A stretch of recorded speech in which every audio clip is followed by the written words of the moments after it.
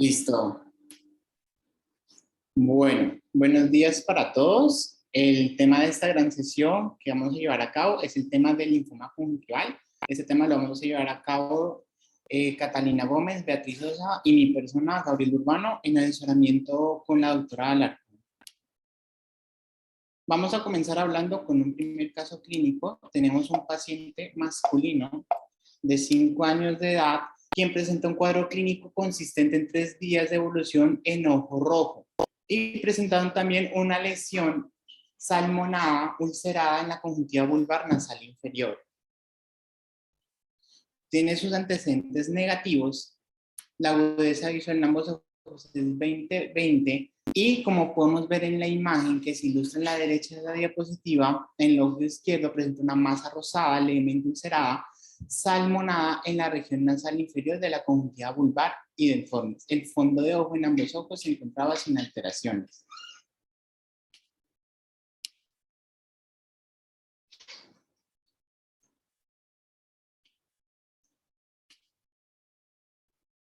Entonces la conducta de este caso fue solicitar una resonancia magnética contrastada de órbitas y también la resección de la lesión.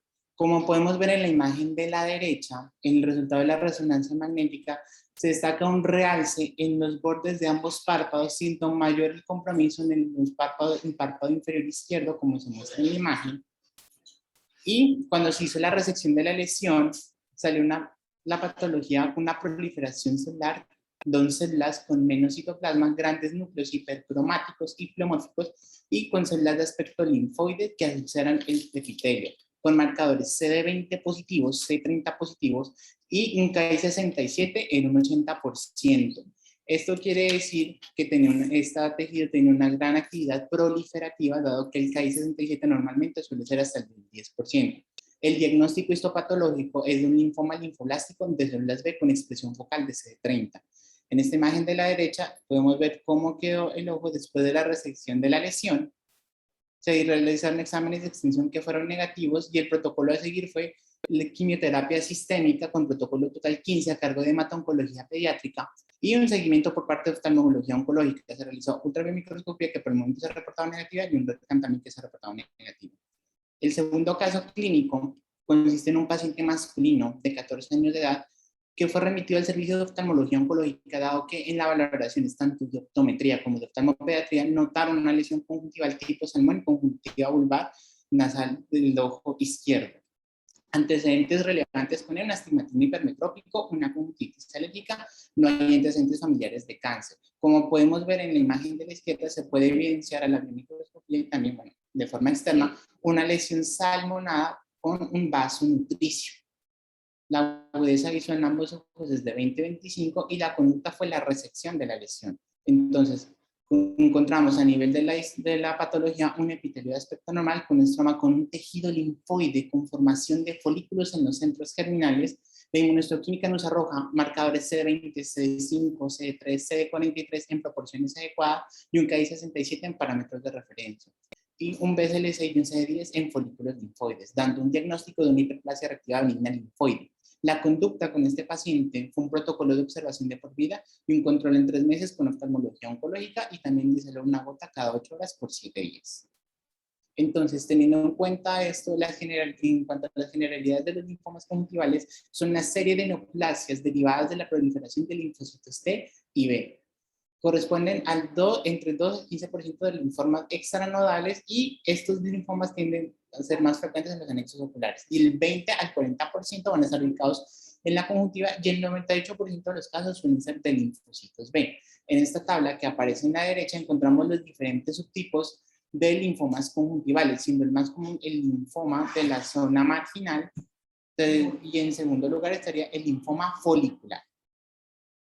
En lo que respecta a la epidemiología, la incidencia de estos linfomas conjuntivales se presenta entre 2 a 4 individuos por cada millón de habitantes. Suele presentarse como una neoplasia primaria y en el 10 al 30% de los casos suele estar asociado a enfermedad diseminada. Se suelen presentar usualmente entre la quinta y sexta década de la vida y es más frecuente en hombres. El 20% de pacientes con lesiones localizadas tienden a desarrollar enfermedad diseminada. Hay unos factores etiológicos que están también relacionados con la aparición de estos linfomas, sean infecciosos o sean autoinmunes. Por ejemplo, la exposición crónica a antígenos de Helicobacter pylori, virus de la hepatitis C, Borrelia burgdorferi y Claria pistache. Y especialmente esta última está asociada con linfomas linfomal. Y también tenemos condiciones autoinmunes, por ejemplo, el síndrome de Sjögren, el lupus y la tiroiditis de Hashimoto.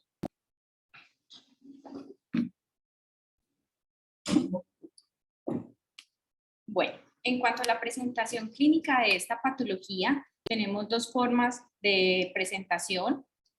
La presentación clásica de esta patología se caracteriza por ser una masa conjuntival que suele ser crónica, es sésil, de color rosa, que describen en la literatura como una mancha color rosa salmón. Sin embargo, existen otras variantes de presentación, como la que estamos viendo en la derecha, y son pacientes que usualmente reciben el diagnósticos erróneos de una foliculitis, de una conjuntivitis folicular crónica.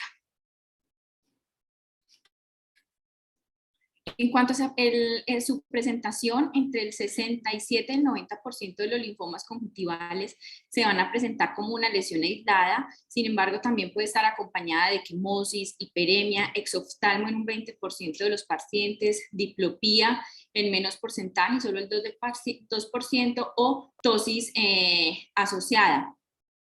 También y esta presentación también se puede dar de forma unilateral y estar asociado o no a otros síntomas.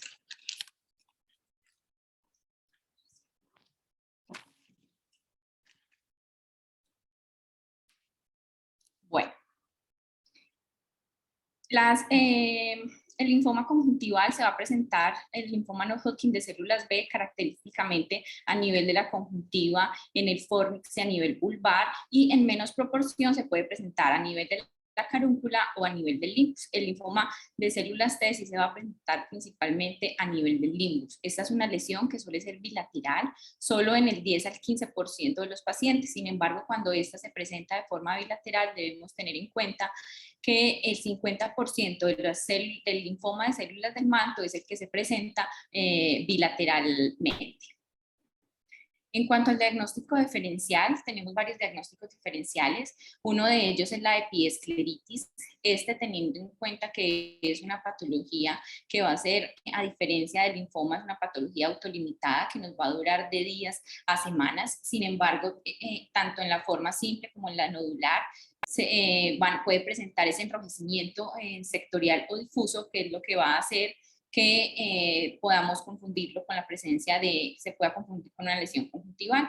Otra de las lesiones es la amilosis conjuntival. La amilosis conjuntival es una de las principales diagnósticos diferenciales en masas conjuntivales. Esta se va a caracterizar porque es una lesión nodular rosada, generalmente ubicada en el margen inferonasal. También tenemos el granuloma piógeno como una reacción una lesión reactiva secundaria, ya sea a cirugía, a trauma o incluso a un cuerpo retenido. También las lesiones como el tipo papiloma, que son lesiones rosáceas que pueden estar pediculadas, y por último también el carcinoma escamocelular.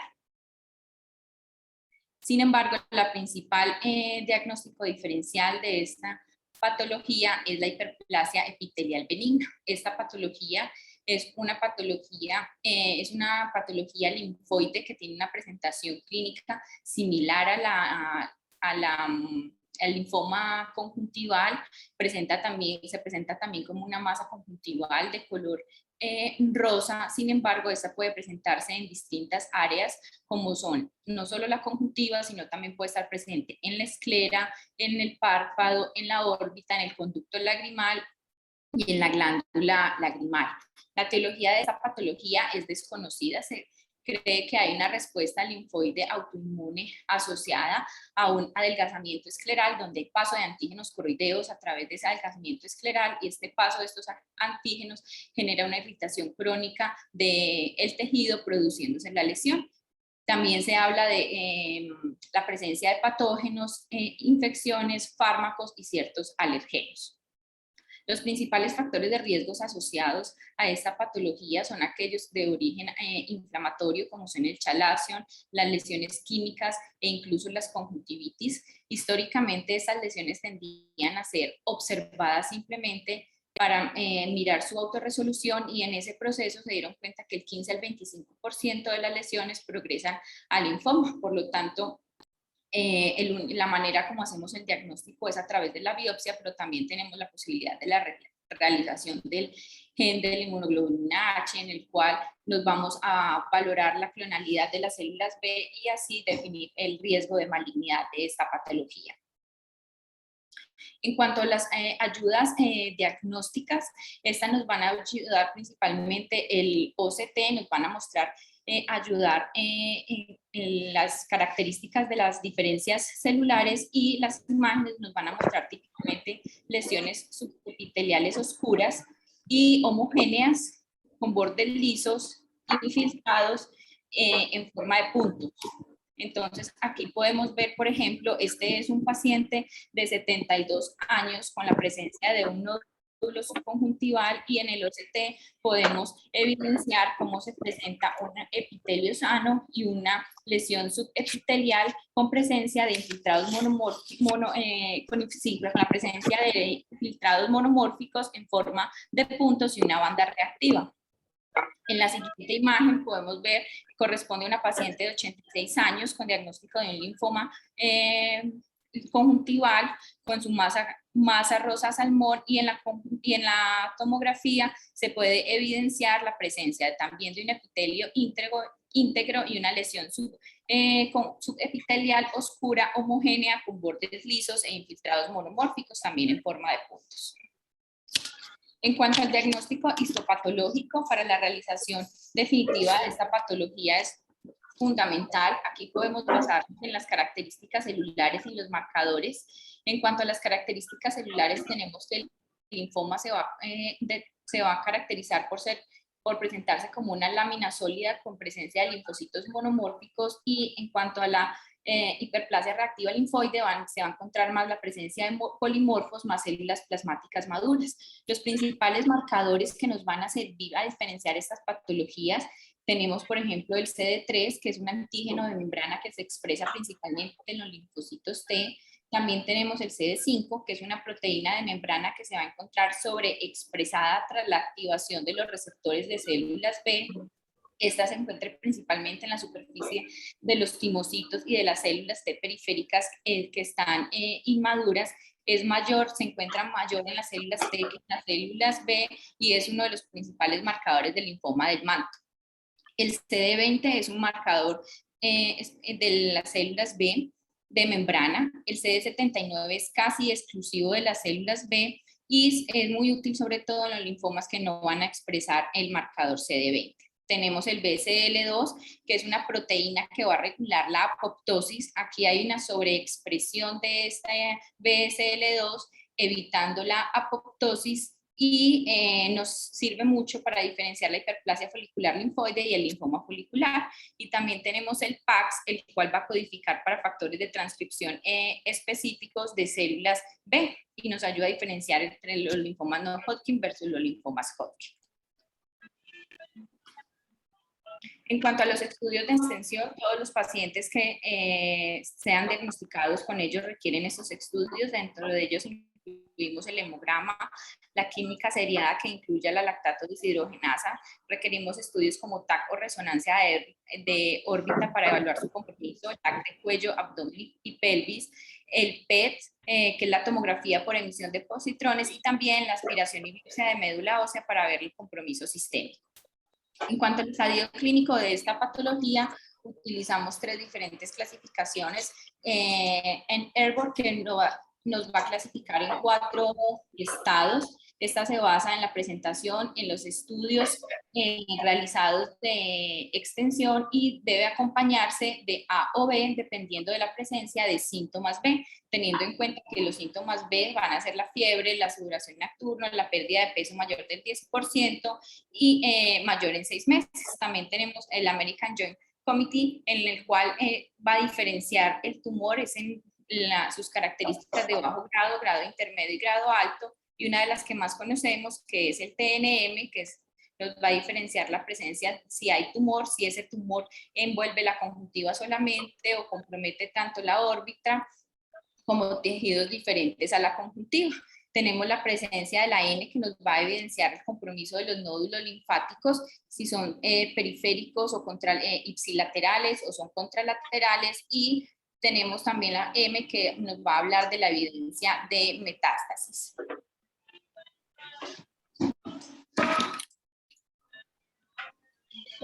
Bueno, entonces empezaremos a hablar sobre el tratamiento, y para este tenemos que tener claro que entonces se debe realizar la biopsia conjuntival y debemos determinar si el paciente tiene o no compromiso sistémico. En caso de que un paciente no tenga compromiso sistémico, entonces vamos a determinar si la lesión es unilateral o bilateral. Si tiene compromiso sistémico, el tratamiento se debe hacer de manera agresiva con quimioterapia sistémica, puede ser con rituximab y con otro de los protocolos que están nombrados en la diapositiva, como son el CBP, el CHOP, y como la nueva molécula tenemos el Y-viritumumab. En cuanto a los pacientes que tienen un compromiso unilateral sin compromiso sistémico, la mejor terapia es la terapia con radioterapia focal. Ese es el estándar de oro que va a ser en los pacientes que tengan linfoma conjuntival aislado y que van a estar clasificados como un estadio 1 de Ann Arbor, o un T1N0M0 o un T2, según los criterios de la American Committee. Entonces, las otras opciones de tratamiento son menos estudiadas, pero son bastante exitosas, y que incluyen la inyección local de inmunoterapia y la terapia con antibióticos. En casos de linfoma conjuntival bilateral, en ocasiones se va a elegir el tratamiento sistémico sobre la radioterapia.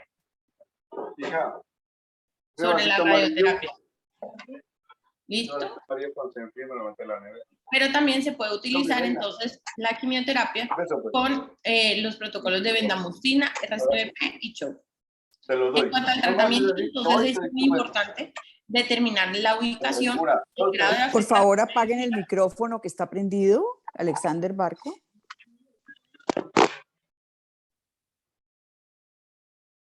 Gracias.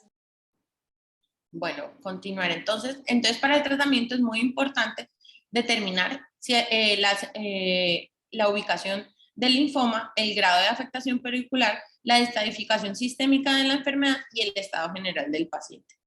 Entonces tenemos que el manejo actual del linfoma de esta patología, entonces puede ser principalmente, entonces el estándar de oro es la radioterapia localizada con una dosis de 15 a 45 grays en 20 días con fracciones de 1.8 o stage o T1N0M0 y la T2. Tienen una tasa entonces de remisión del 86 al 99% de los casos en el primer año y a 5 años del 95%. Las complicaciones o efectos adversos asociados con la radioterapia localizada son la presencia de queratitis, ojo seco en el 20 al 50% de los casos, las cataratas y en el 30% de los casos y la retinopatía en el 17% de los casos. Tenemos entonces, este es un estudio publicado en el Cancer Risk Treatment, en donde habla sobre la tasa de respuesta inicial a la radioterapia versus en una población coreana, en donde se va a delimitar entonces la respuesta con el linfoma. Tenemos entonces que en cuanto a las gráficas de sobrevida, que son estas que están aquí, vamos a tener en la gráfica A la sobrevida libre de recaída, en donde se va a mostrar que tienen una recaída libre de enfermedad durante el primer año para los pacientes que tienen compromiso local del 89.1 a los 5 años, y que los pacientes que fueron estudiados presentan una recaída a los 5 años cuando tienen un compromiso contralateral del 91.5% de las tasas de supervivencia global y de contralateral a los 5 años. En cuanto al tratamiento, entonces las otras opciones son el manejo con las inyecciones de rituximab intralesional. Este medicamento es un anti-CD20 y se van a aplicar inyecciones de 375 miligramos por metro cuadrado durante 4 a 6 semanas y posteriormente una cada 6 meses y los efectos adversos que tenemos asociados con este medicamento son el dolor solamente posterior a la inyección. Como tratamiento sistémico, entonces tenemos la quimioterapia, que va a estar indicada principalmente en el compromiso bilateral o cuando la enfermedad sistémica esté activa. Se debe usar como uso adyuvante o como uso único cuando la radioterapia está contraindicada. Las quimioterapias que entonces tenemos disponibles para esta lesión es el rituximab como manejo único y como manejo combinado con el CHO, con la bendamustina y con la RCBP. La respuesta de los linfomas MAL tiene una respuesta del 50 al 78% y los efectos adversos asociados a cualquier protocolo de quimioterapia son el estreñimiento, las náuseas, la leucopenia, la hematuria y los cambios pueden producir neuromiopatía y los cambios en el peso. Tenemos entonces que en este estudio de Tannenbaum, en cuanto a la clasificación y el diagnóstico del manejo del linfoma conjuntival, publicado en el IBIS, entonces mostraron cómo por medio del tratamiento sistémico se va a reservar entonces para el linfoma agresivo en los diferentes estudios que están nombrando. El tratamiento entonces recomendado es el rituximab intravenoso en combinación con quimioterapia u otros agentes inmunológicos debido al alto riesgo de recaída y distancia asociada con la radiación local utilizada en el tiempo del tratamiento del linfoma, que tiene grado intermedio a alto, y se recomienda quimioterapia ayudante en casos complicados o subtivos histológicos agresivos, como son el MSLL, el BDLC y los linfomas de células T. Entonces tenemos este otro artículo que nos muestra la eficacia de la quimioterapia como tratamiento de primera línea en los linfomas marginales de la zona B del tipo extranodal. Este entonces evalúa entonces como la radioterapia versus la radioterapia versus la quimioterapia. Entonces muestra como el protocolo del CBP solamente tiene una rata de respuesta del 100% con una remisión completa del 76.2%, con una mediana de seguimiento hasta 58 meses, y el 66% de los casos estuvieron libres de enfermedad hasta terminar en seguimiento, mientras 7% de los casos mostraron progresión, incluyendo lesiones extraorbitarias y fallas locales. La radioterapia entonces se utilizó en los pacientes que tuvieron fallas locales, y estos son los estudios en donde nos muestran cómo también la tasa de respuesta en general entonces tiene, cómo la tasa de respuesta en general de estos pacientes tiene un desenlace bueno. En cuanto al tratamiento, otros que se pueden utilizar es la radioinmunoterapia. Esto se utiliza anticuerpos monoclonales que van a generar la administración de radioisótopos en el sitio de la enfermedad. Este medicamento es el ibritumumab, tiene un Textan que también es un anti-CD20 radiomarcado. Se va a usar en linfoma no Hodgkin de células B de bajo grado o que sean refractarios y recidivantes. Y como efectos adversos tenemos que la aplicación de este medicamento puede generar pancytopenia, fatiga, náuseas y cefalea.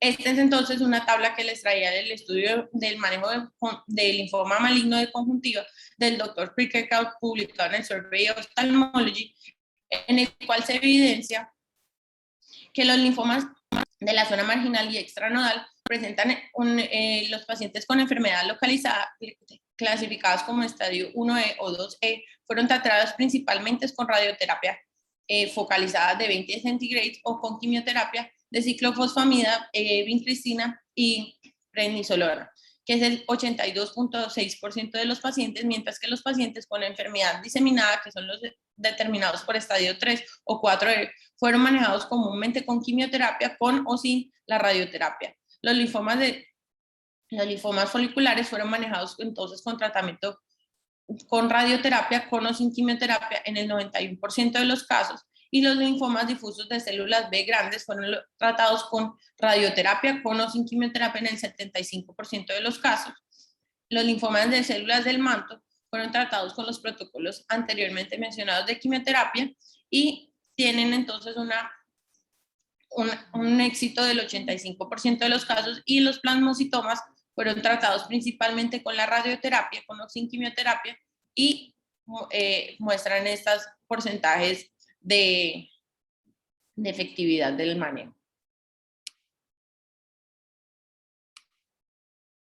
Tenemos en cuanto al pronóstico y el seguimiento, Los pacientes entonces tienen una sobrevida a los 5 años que va a variar entre el 50 al 94%, que depende del grado y el subtipo histológico, el estadio en el cual fue diagnosticado y la edad del paciente. El mayor factor pronóstico es el subtipo histológico de la lesión, ya que como les mostré, como se ha venido mostrando en la presentación, dependiendo de este subtipo, es la malignidad de la lesión. Otros factores que pueden estar asociados con la supervivencia de estos pacientes son la LDH alta y la edad en el cual se genera el diagnóstico. El compromiso bilateral también es un factor pronóstico que es negativo, y el compromiso cuando se encuentra un compromiso bilateral se debe sospechar de un compromiso sistémico que puede estar presente en el 48% de los pacientes.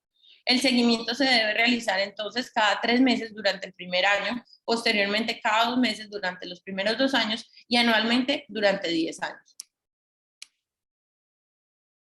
En cuanto a las conclusiones de esta charla, entonces les quería mostrar que siempre debemos recordar que los linfomas conjuntivales se van a caracterizar por la apariencia clínica de un parche de salmón y puede ser comúnmente confundido con la conjuntivitis folicular crónica. Siempre en estos pacientes la confirmación del diagnóstico debe ser patológico con la inmunohistoquímica, y el OCT de alta resolución lo que nos va a permitir es ver las lesiones linfoproliferativas. El estadio y la estadificación sistémicas son fundamentales para determinar el plan de tratamiento correcto, y es necesario siempre realizar un seguimiento a largo plazo.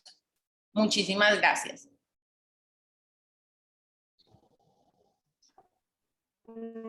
Catalina, Beatriz y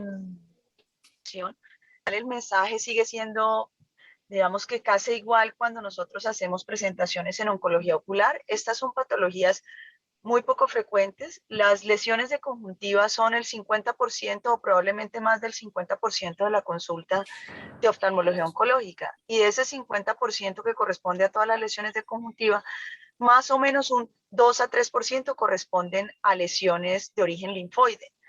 Desde el punto de vista clínico, digamos que la mayoría de estas lesiones se localizan a nivel de los fondos de saco. Es muy poco probable que uno las vea si uno no hace una versión de párpados o si no evalúa pues, los fondos de saco. Es mucho más frecuente encontrar, digamos, los linfomas conjuntivales, ya sean localizados, o sea, que sean solo a nivel de globo ocular o que sean sistémicos en pacientes por encima de los 50 años.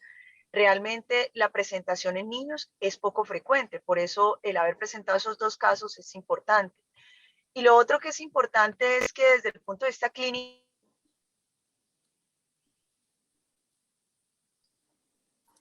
No se te oye, es Carolina. muy difícil hacer la diferenciación diagnóstica de un linfoma. ¿Ahí? Ahora sí. Ahora sí. Ahora sí no. Entonces, Se escucha entrecortado, doctora. uno siempre hace las Doctora, sigue la comunicación mal, no se le escucha bien. ¿Ahí ya me escuchan? No. No, señora, se escucha como entrecortado. ¿Ahí me escucha entrecortado? Ahora No, sí señora. bien. Ahora ahí quedó mejor. Ok.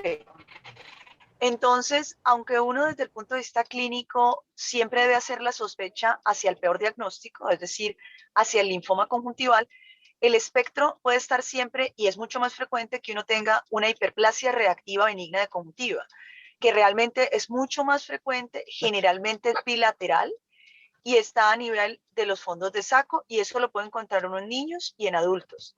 Pero si uno encuentra una lesión unilateral desde el punto de vista clínico, entonces hay que tenerle consideración de que definitivamente estamos ante un linfoma conjuntival.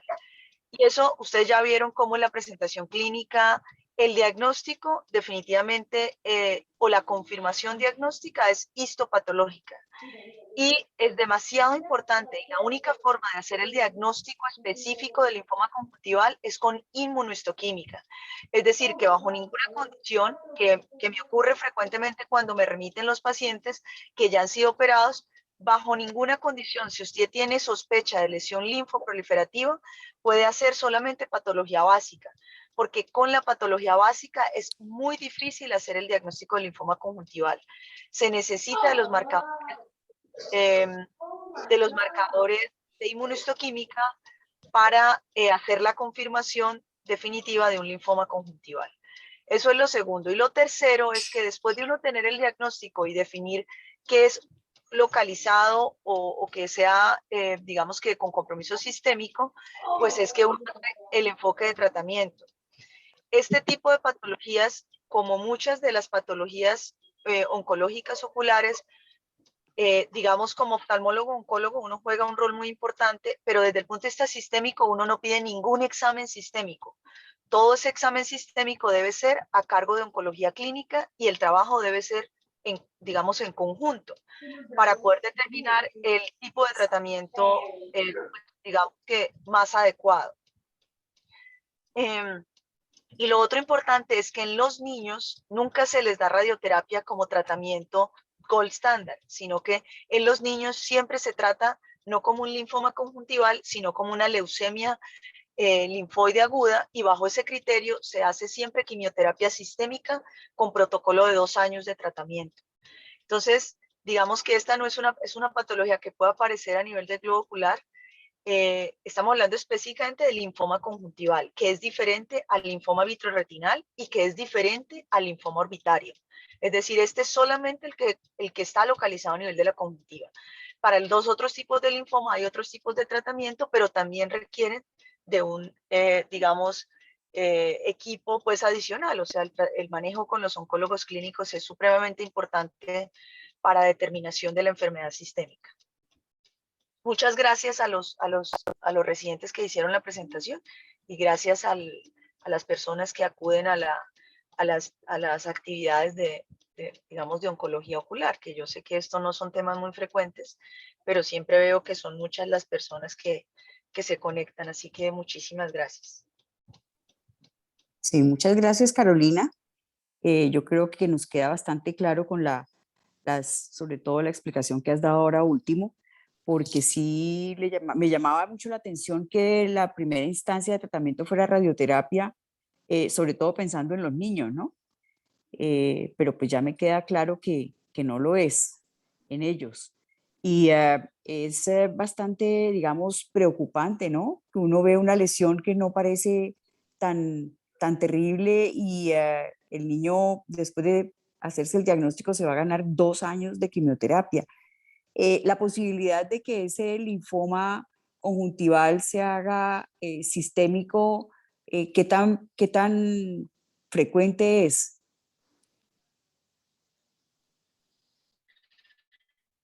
Eso depende, doctora, específicamente de si uno tiene una lesión unilateral, la posibilidad de enfermedad sistémica es del 14%, entre el 14 y el 20%. Pero si uno tiene una enfermedad bilateral, la posibilidad de que se haga sistémico está hasta el 50% de las posibilidades. O sea que si uno tiene bilateralidad, el riesgo de enfermedad sistémica sin duda es mayor. Bueno, muchas gracias.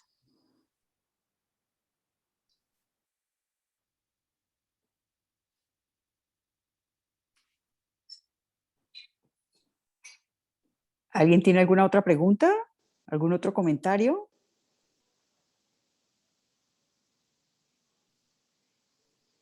Y yo creo que es importante también no olvidar los fondos de saco, ¿no? Examinarlos bien. En los niños no es tan fácil. En los niños no es tan fácil examinar sobre todo el fondo de saco superior, pero pues sí se debe tratar. Y ese segundo caso que resultó siendo una hiperplasia linfoide, sí era difícil de ver. La mamá se lo vio, la primera persona que la vio fue la optómetra y posteriormente se lo hizo ver a la mamá y ya cuando llegó donde mí, pues ya me lo mostraron, pero no era evidente al examen normal que uno hace a un niño. Esta era una persona de 14 años, pero pues no es tan fácil examinar estos fondos de saco y hay que tener cuidado entonces con esto. Sí, otra de las cosas importantes, por ejemplo, es el segundo caso que era el suyo, doctora. El primer caso de que realmente sí fue un linfoma de células B conjuntival, la mamá se dio cuenta 5 días antes de que el niño tenía algo rojo, pero la mamá era odontóloga. Entonces, de alguna forma, digamos, quiso explorar un poco más y fue la razón por la cual ella consultó. Pero es cierto, la evaluación en niños no es fácil, pues no es para nada fácil. Pero en los adultos sí es importante de rutina la evaluación de los fondos de saco, porque realmente uno ahí puede encontrar lesiones como estas, que no es frecuente, eso no es frecuente, pero sí es importante tenerlo en el radar cuando uno está haciendo su examen de oftalmología normal.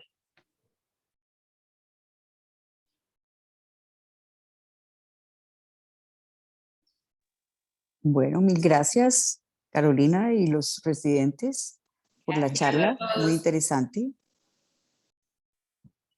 Bueno, muchas gracias a todos y nos vemos en una siguiente revisión. Gracias, hasta luego. Muchas gracias. Gracias.